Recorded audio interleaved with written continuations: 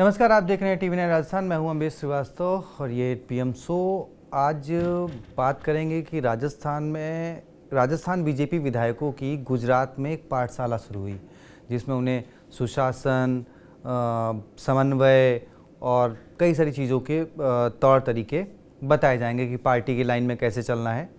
वो शुरुआत हो गई है और इसको लेकर राजस्थान के पूर्व मुख्यमंत्री भजन लाल शर्मा जी ने एक पोस्ट किया। तो पहले देखिए कि उन्होंने क्या कुछ कहा अपने पोस्ट में और फिर उसके बाद कैसे वार का पलटवार शुरू हुआ और बात बिगड़े बोल तक पहुंच गई। फिर उसमें नेता प्रतिपक्ष की भी एंट्री हो गई। तो पहले ये रिपोर्ट देखिए, उसके बाद सुनिए पूर्व मुख्यमंत्री भजन लाल शर्मा का पलटवार और फिर चर्चा करेंगे अपने senior executive producer Pushkar Chauhan sir के साथ। अशोक गहलोत को क्यों याद आए 2020 के होटल वाले दिन। अपने होटल वाले दिन को याद करके किस पर गहलोत ने साधा निशाना। बीजेपी विधायकों के प्रशिक्षण पर गहलोत क्यों हुए नाराज। प्रदेश के पूर्व मुख्यमंत्री अशोक गहलोत सोशल मीडिया हो या सड़क, जनता के मुद्दों को लेकर मौजूदा बीजेपी सरकार पर सवाल उठाते ही रहे हैं। हालांकि वो बात अलग है कि उनके सोशल मीडिया पर सवाल उठाने के तरीके को लेकर मुख्यमंत्री भजनलाल शर्मा तंज भी कस चुके हैं। लेकिन पूर्व मुख्यमंत्री भजनलाल सरकार को आईना दिखाने में कोई कोर कसर नहीं छोड़ रहे। एक बार फिर पूर्व सीएम ने अपने सोशल मीडिया अकाउंट पर पोस्ट किया। इस पोस्ट में उन्होंने अपनी सरकार में विधायकों के होटल में बिताए दिन याद करते हुए मौजूदा भजनलाल सरकार पर तंज कसते हुए बीजेपी आलाकमान से सवाल पूछे। देखिए पूर्व सीएम गहलोत का ये पोस्ट। भाजपा द्वारा हमारी सरकार गिराने का षड्यंत्र करने पर विधायकों को एकजुट रखने के लिए कुछ दिन होटल में रहना पड़ा, जिससे भाजपा का कोई प्रलोभन काम न करे। अंततः भाजपा के धनबल की हार हुई तथा सत्य की विजय हुई और हमारी सरकार चलती रही। परंतु ये बेहद ही आश्चर्यजनक है कि आज से अगले कुछ दिनों तक राजस्थान के मुख्यमंत्री समेत पूरी सरकार और भाजपा विधायक दल समेत गुजरात में आलीशान टेंटनुमा रिजॉर्ट में प्रशिक्षण लेने के लिए जा रहा है। ऐसा पहली बार देखा जा रहा है जब सरकार बने 1.5 साल हो जाने के बाद प्रशिक्षण दिया जा रहा हो। क्या भाजपा हाईकमान को लगता है कि 1.5 साल में राजस्थान की सरकार विफल हो चुकी है, इसलिए प्रशिक्षण देने की आवश्यकता है। इस प्रशिक्षण में ऐसा क्या होगा जो राजस्थान में नहीं किया जा सकता। अब हमारी सरकार के दौरान अंतर्राष्ट्रीय आयोजन G20 की बैठक जयपुर, उदयपुर आदि शहरों में हुई थी, तो भाजपा के मुख्यमंत्री और विधायकों का प्रशिक्षण राजस्थान के बाहर करवाने की नौबत क्यों आई, जब राज्य की जनता बिगड़ चुकी कानून व्यवस्था, गर्मी में पानी और बिजली की कमी, चिकित्सा सुविधाओं के बंटाधार से त्राहिमाम कर रही है। तब भाजपा की पूरी सरकार मौज मस्ती के लिए गुजरात में है। राजस्थान की जनता इसे याद रखेगी। आपको बता दें कि आज यानी 5 मई से राजस्थान बीजेपी के विधायकों और सांसदों की गुजरात में पाठशाला शुरू हो रही है, जिसमें उन्हें सुशासन के साथ ही साथ जनता से संवाद, समन्वय समेत पार्टी की रीति नीति के अनुरूप कार्यशैली की भी शिक्षा दी जाएगी। इस ट्रेनिंग कैंप में लोकसभा स्पीकर ओम बिरला और राजस्थान के सीएम भजनलाल शर्मा भी दूसरे सांसदों और विधायकों की तरह क्लास अटेंड करेंगे। 3 दिनों की इस ट्रेनिंग कैंप में रोजाना कई सेशन होंगे।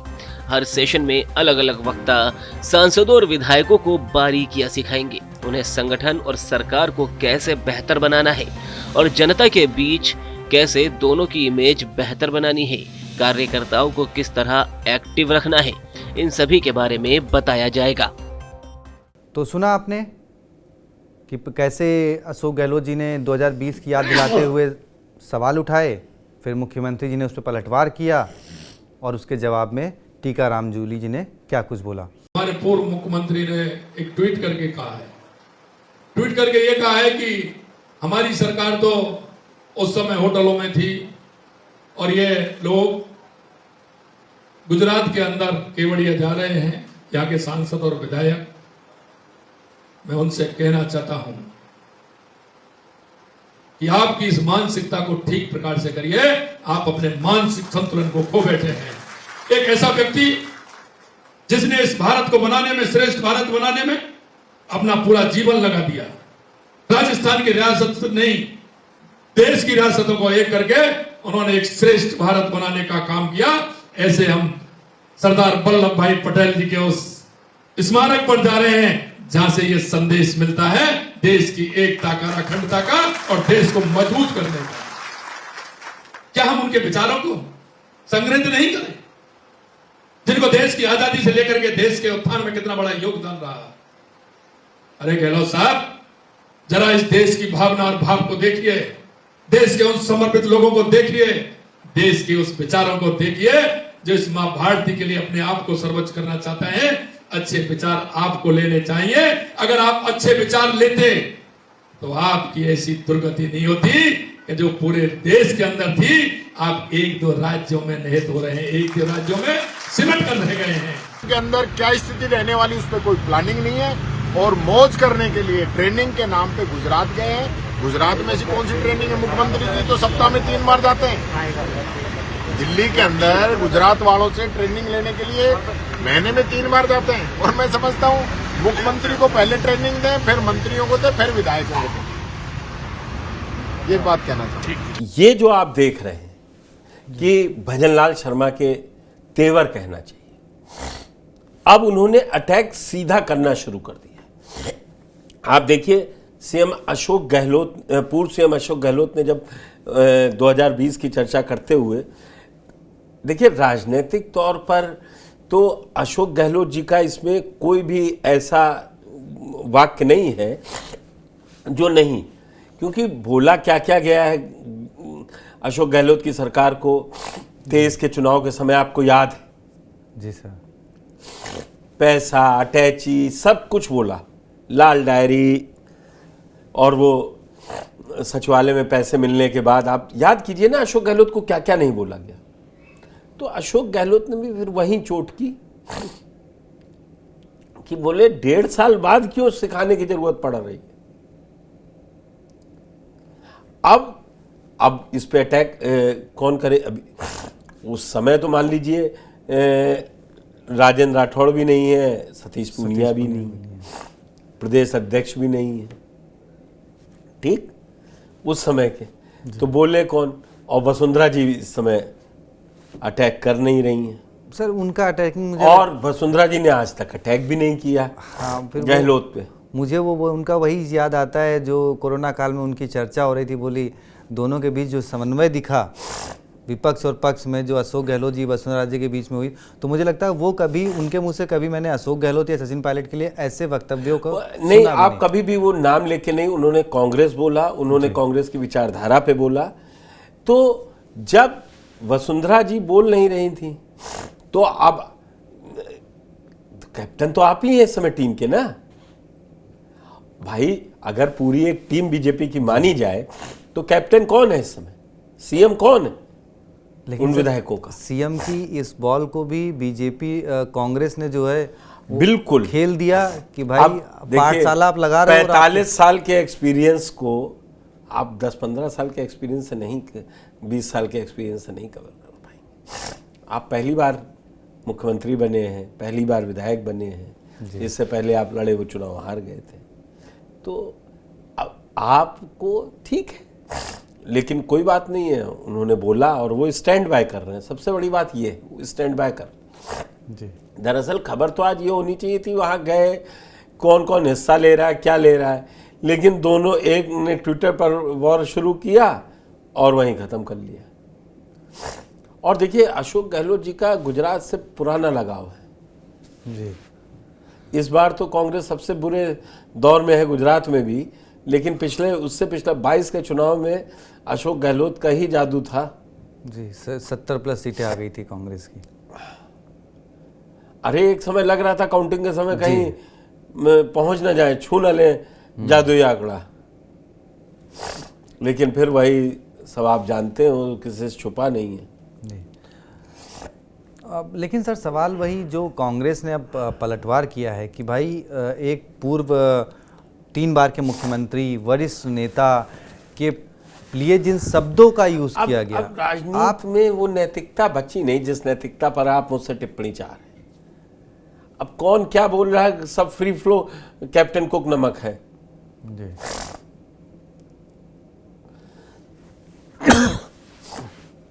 और हर व्यक्ति अपनी, उनको बताना चाहिए था कि हम क्यों लेके जा रहे हैं, हम क्या कर रहे हैं, वो इस पचड़े में क्यों पड़ गए। जी, लेकिन नहीं तो अब क्या ये एक मुश्किल, जहाँ पहले विधायक मंत्री मुख्यमंत्री जी के लिए बढ़ा रहे थे, अब मुख्यमंत्री जी ने खुद अपने लिए बढ़ा ली है, क्योंकि कांग्रेस जिस तेवर के साथ अटैकिंग मोड पे आई है इस मामले को लेकर, मतलब बिना माफी मांगे या बिना सामने आए या बिना सफाई दिए, तो राजस्थान का जो सत्ता में होता है उसको परेशानी होने लगती है। अब देखिए, इस समय कांग्रेस के सचिन पायलट हो, अशोक गहलोत हो, टीकाराम जूली हो, डोटासरा हो, सब एक पेज पे दिखते हैं जी, कमोबेश एक ही पेज पे दिखते जी, हैं। लेकिन वहां अभी कुछ नहीं ऐसा है, और ये एक नया मुद्दा दे दिया है। फिर देखिए ना, अभी आपने बाइट सुनाई, टीकाराम जूली ने भी क्या कहा, क्या बयान उन्होंने दिया, क्या अशोक गहलोत कह रहे हैं, क्या भजन लाल कह रहे हैं। तो सारी लड़ाई वो कहते नहीं है अम्बेश कि सत्ता की है, और सत्ता में सुप्रीमेसी की। अगर थोड़ा इस चर्चा को आगे बढ़ाया जाए तो आप ये देखिए अशोक गहलोत कितना एक्टिव है। आज उनका जन्मदिन भी है। वो तो उन्होंने लिखा ही था कि मनाना हम नहीं मनाएंगे, लेकिन आप ये देखिए कि राजनीति में अब कहाँ पे कौन सी गोटी, उनको मालूम है कि कौन बढ़ रहा है। आपको मालूम है कि रणथंभौर के दौरे पे आए राहुल गांधी ने क्या पूछा और कैसा चाहिए, वो सारी कहानी है अपनी जगह। अब गहलोत एक्टिव है, और उनके ये जवाब में बीजेपी के लिए परेशान है ना, बीजेपी के लिए परेशानी है, उतना ही वो अंदर ध्यान रखें कि वो टाइगर अभी जिंदा है, कहना चाहिए तो बुरा नहीं होगा अशोक गहलोत के लिए कहा ही जाता है सर। और मतलब दूसरी बात ये कि मतलब अगर देखा जाए तो जो भूमिका किरोड़ी लाल मीणा भजन लाल सरकार में निभा रहे थे, खैर वो धरने पे नहीं बैठ रहे थे, लेकिन वो लगातार कुरेद रहे थे सरकार को। अब और कोई तो नहीं दिखता, लेकिन हाँ, पूर्व मुख्यमंत्री अशोक गहलोत लगातार ट्वीट करते हैं और सीएम भजन लाल उसका पलटवार करते हैं। कोई प्रवक्ता नहीं, उनके ट्वीट पे देखिए, जब वो बाड़मेर में थे तब भजन लाल जी ने पलटवार किया कि भाई खाली ट्वीट करते हैं। एमएसपी को लेकर जब उन्होंने सवाल किया, वो मतलब एक एक चीज पे आप देख रहे हैं वो अब हेड ऑन ले रहे हैं वो, नहीं तो वो कमजोर।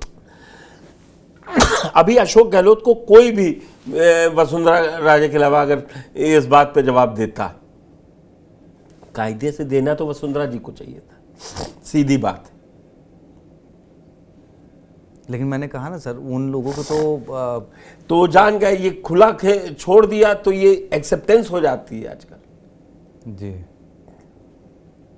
लेकिन जिन शब्दों का यूज किया गया वो नुकसानदेह हो गया ना सर। अरे ये सब मुद्दे नहीं बनते हैं राजनीति। कांग्रेस ने अभी कांग्रेस के बना देने से क्या होता है, फिर कांग्रेस को कितना बड़ा नुकसान होना है कि उनके एक राज्य के अध्यक्ष बता रहे हैं कि वो राफेल खिलौना था, वीडियो दिखा रहे हैं, हो गया ना कूड़ा, उससे बड़ा कूड़ा है।